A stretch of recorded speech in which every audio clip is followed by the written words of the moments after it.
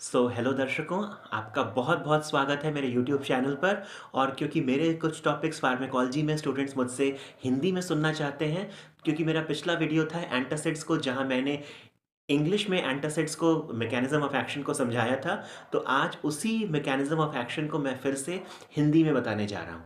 Students, आप जानते होंगे एंटासिड्स जो दवाएं हैं, बेसिकली जो पेशेंट्स जिनको गैस्ट्रिक एसिडिटी की प्रॉब्लम होती है, एसिडिटी के पेशेंट्स जो होते हैं, उनमें ये एंटासिड्स दवाएं दी जाती हैं। और नाम खुद में ही कह रहा है, एंटासिड मींस एंटागोनिस्ट है एसिड का।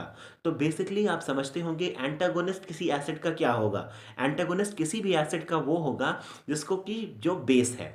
बेसिकली जितने भी एंटासिड्स हैं, बेसिकली दे वो होते हैं वीक बेसेस होते हैं। और जब ये वीक बेस जो है गैस्ट्रिक एसिड, जो गैस्ट्रिक म्यूकोसा से जो गैस्ट्रिक एसिड सिक्रीशन हो रहा है, उस गैस्ट्रिक एसिड के सिक्रीशन को, जो सिक्रीशन हुआ है उसको, ये एंटासिड्स जब दवाएं ली जाती हैं तो उस एसिड और बेस रिएक्शन हो करके ये सॉल्ट एंड वाटर बनाता है और इस तरह से न्यूट्रलाइज कर देता है।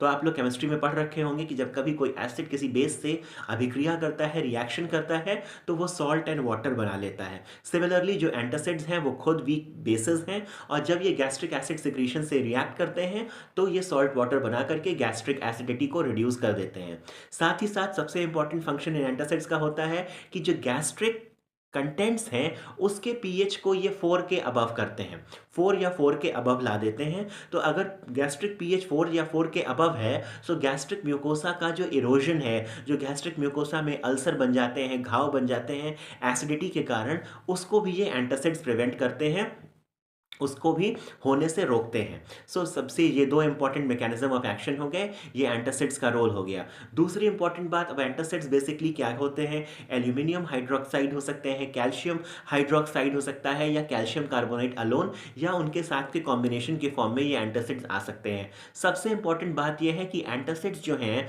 याद रखिएगा, हमारे गैस्ट्रिक म्यूकोसा, हमारे स्टमक की जो म्यूकोसा है, वो गैस्ट्रिक सिक्रीशन को प्रिवेंट नहीं करते हैं।